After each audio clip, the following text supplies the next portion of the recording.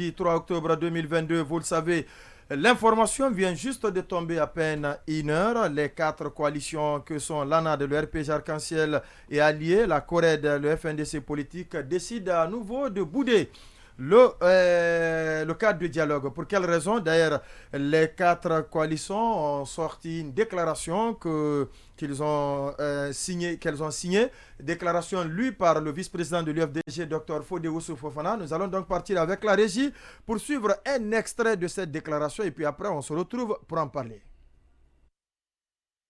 Il faut rappeler que la transition étant une rupture d'ordre politique, seuls les acteurs politiques les plus représentatifs de la nation peuvent, au nom de la classe politique, discuter avec la junte des conditions de la tenue d'élections transparentes et crédibles pour renouer avec l'ordre républicain. Or, force est de constater que les principaux leaders politiques d'opinion font l'objet de détentions arbitraires, d'harcèlement judiciaire ou sont contraints à l'exil. Il faut également déplorer l'interdiction des manifestations pacifiques dans les rues et sur les places publiques. En conséquence, conformément à notre précédente déclaration du 21 septembre 2022, nos alliances de coalition politique rejettent l'arrêté du Premier ministre. Vous écoutez On refait le monde, votre rendez-vous quotidien de décryptage de l'information sur Joma Media, et vous faites bien. Alors, Bouakar Sansobari, on vient de suivre le porte-parole des circonstances, Dr Fodé Oussou Fofana, nul dans le monopole du patriotisme. Est-ce à dire que l'escalade verbale a commencé? En tout cas, elle a repris plus tôt parce qu'elle avait déjà existé. Et alors, dans la déclaration qu'ils ont sortie, ils dénoncent un certain nombre de choses. C'est l'unilatéralisme du CNRD, des autorités, globalement, notamment dans la création et le meublement du cadre de concertation. Ils réitèrent le fait que leur exigence, c'est qu'il y ait un cadre de dialogue qui mette face à face, d'une part, le gouvernement et le CNRD, et de l'autre, les acteurs politiques et de la société civile qui ont des revendications sur la conduite de la transition.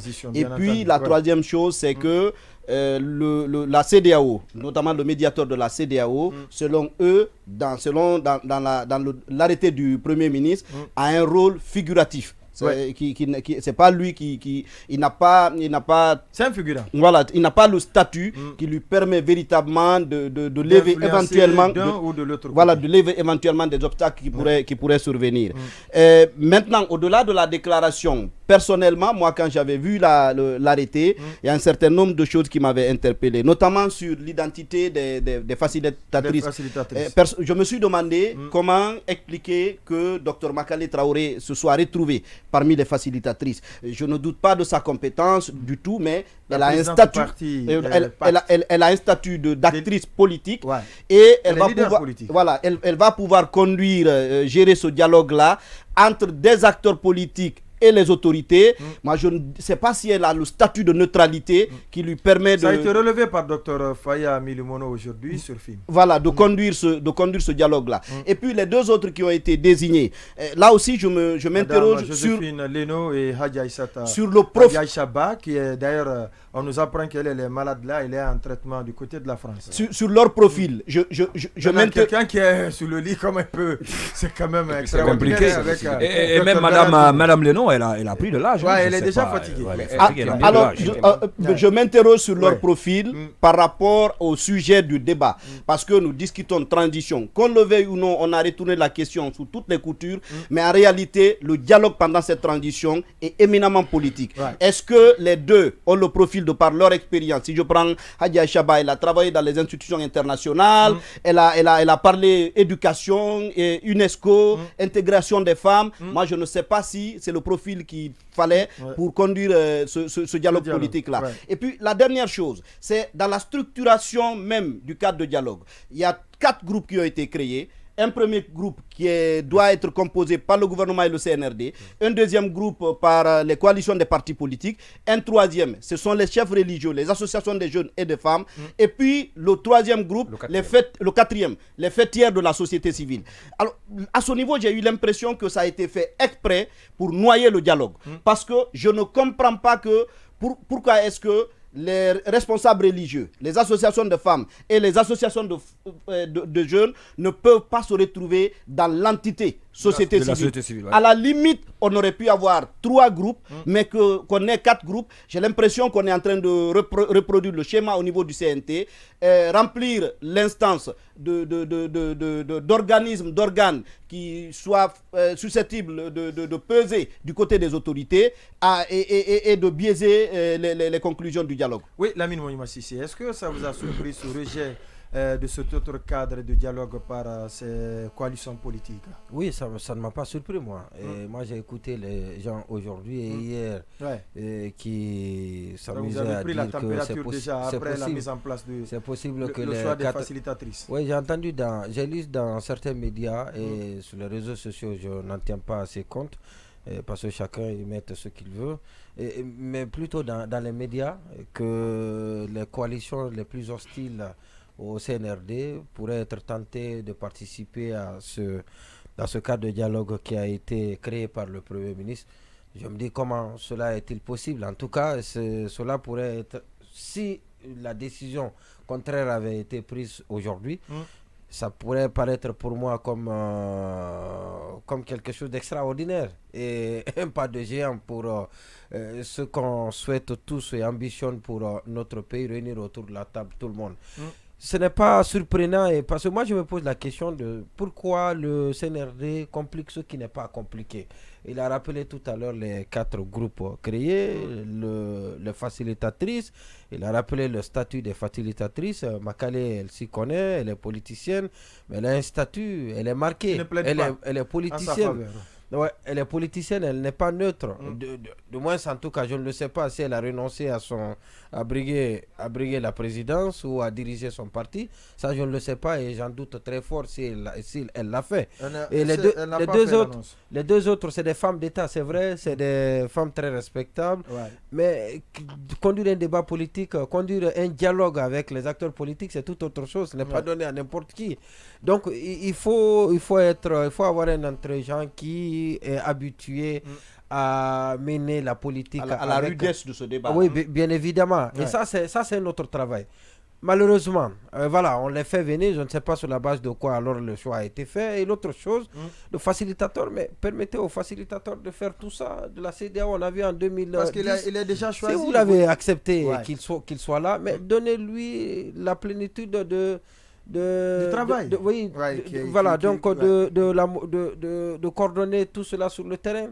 Si on n'a pas autre chose, je pense que c'est vraiment regrettable et parce que le CNRD est encore en train de tourner autour oui, mais et ça ce n'est pas, les choses ne sont pas en train d'avancer.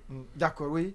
Habib, je pense que ce rejet à la fois du contenu et du contenant s'explique par cette mauvaise foi de ceux qui ont pris l'initiative d'ouvrir ce nouveau cadre de dialogue. Mais en voyant même l'acte qui donne naissance à ce cadre de dialogue, c'est un acte qui porte on a des vu germes. Le Premier ministre quand même, et même à la tribune des Nations Unies, il dit que maintenant le chemin est balisé, il n'y a aucun obstacle maintenant pour que le dialogue s'ouvre entre les Guinéens. Ce discours, c'était de la communication politique. Donc, je n'en veux pas au Premier ministre. À sa place, certainement, j'aurais fait mieux ou j'aurais dit la même chose. Ça, ce n'est pas une surprise parce que son statut et en même temps le poste qu'il incarne lui donne quand même cette attitude de se prononcer de cette manière. Maintenant, on doit poser un regard assez clinique de la situation. Et quand on se fie un peu de la déclaration faite par ces 4 grandes coalitions politiques, et on sent aisément que aucun appel qui avait été lancé par ces formations politiques n'a a été pris en compte par la primature en ouvrant ce nouveau cadre de dialogue. Ça, c'est la première observation. La deuxième observation, c'est le statut même des facilitatrices qui ont été désignées par le Premier ministre.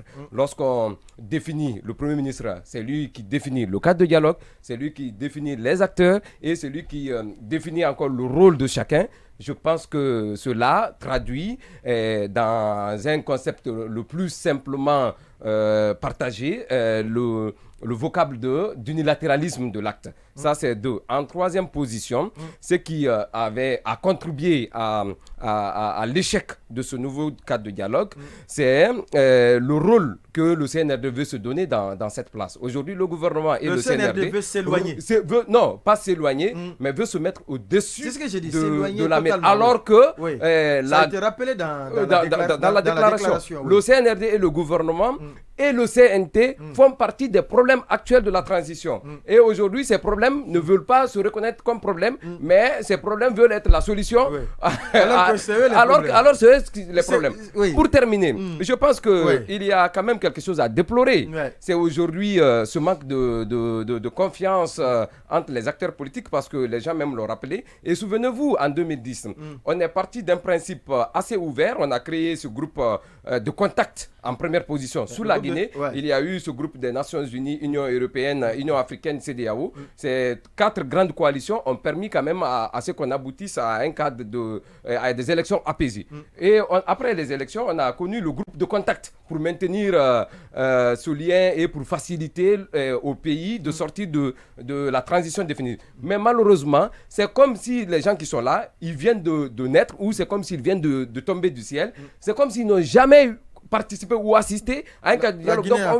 Non, c'est comme si la Guinée, non, c'est eux qui, non, c'est ce qui est déplorable, c'est que c'est des gens, et malheureusement, je ne sais pas comment la Guinée est faite, mais c'est déplorable d'avoir des gens qui se donnent assez de privilèges et qui pensent être non, on veut créer un nouveau monde. Le monopole du patriotisme. Non, eux n'ont pas le monopole du patriotisme. Ça va au-delà. Ça va au-delà, c'est le monopole de l'ignorance. D'accord, oui. Est-ce que rapidement, puisque l'invité est déjà là. Alors, ce que moi je vais dire, je crois que pour ne pas revenir sur ce que les uns et les autres ont eu à dire dans ce studio, le vrai problème, c'est que jusque-là, il n'y a pas de volonté politique. Moi, quand j'ai suivi le discours du président de la transition, je me suis dit, tiens, certainement, il a envie cette fois-ci de faire les choses après une année de bonus, parce que jusque-là, moi, je suppose que cette année, ces bonus, on va discuter, mais on en aura. Je me dis, c'est largement suffisant comme bonus. Et cette fois-ci, on met la fête ou ce discours-là à profit pour annoncer une nouvelle ère. Mais malheureusement, avec tout ce qui est en train de se passer, c'est clair qu'on n'a pas une certaine volonté. Le dialogue dont on parle, c'est pourquoi ? C'est pour quand même discuter avec ceux qui, jusqu'à présent, ne se reconnaissent pas dans cette transition, ou en tout cas, ont des réserves, ont des griefs. Mais si quelqu'un qui est là, il pense qu'il faut même accorder 10 ans, vous voulez qu'il soit autour de cette même table, c'est pour dire quoi? Il n'a pas de problème, il pense que tout se passe convenablement. Mais celui qui est aujourd'hui, qui se sent écarté, qui pense que les choses ne marchent pas comme ça se doit, et que les engagements de départ ne sont pas respectés, je suppose, c'est lui il faut demander. Qu'est-ce qui ne va pas? Qu'est-ce qu'il propose? Vous vous entendez et puis ça passe. On ne peut jamais conduire cette transition en écartant ces différentes coalitions. Ce n'est pas possible. On va tenter à plusieurs reprises, et l'exemple, le temps nous a donné raison. On a eu le premier cadre qui a été annoncé. On a quitté, on dit maintenant ce n'est plus concertation, on dit cadre, on quitte cadre, on lit les deux. Ça veut dire qu'on sait quand même que sans ces différentes coalitions, on va beau tourner, mais on finira par les faire appel et discuter avec eux. Alors pourquoi ne pas faire ça maintenant? En tout cas, comme ils l'ont rappelé dans leur déclaration, ces 10 dernières années, l'écrasante majorité de l'électorat guinéen s'est identifiée en l'une. Oui, vous n'êtes pas candidat, vous ne voulez pas être candidat, vous voulez organiser une élection crédible, mais vous ne voulez pas échanger avec les acteurs. Vous ne voulez pas discuter avec les acteurs impliqués, c'est compliqué. Oui, tout ce qui se fait pour moi, c'est contre moi. Bien entendu. Quand on parle des politiques, puisque c'est, on ne va pas revenir. Non, c'est mon analyse aussi. C'est à mon tour de parler, Habib. Alors, donc vous voyez, puisque c'est c'est éminemment politique, ce qui me dérange encore, c'est chaque fois quand il y a l'espoir, avec la désignation notamment du médiateur, on pense que c'est pour avancer, eh bien c'est pour faire un pas en avant et deux pas en reculant. On ne peut pas comprendre. 10. Oui, 10 même, s'il faut. Donc avec cette volonté affichée, je pense que c'est voilé, parce que si on veut parler du dialogue politique sans pour autant associer, et tenu compte des propositions qui sont faites par les coalitions politiques, je pense que c'est parce qu'on a juste parlé du dialogue politique sans pour autant avoir la volonté d'y aller. Voilà ce qu'on pouvait dire sur le rejet de cet autre cadre du dialogue par les principes.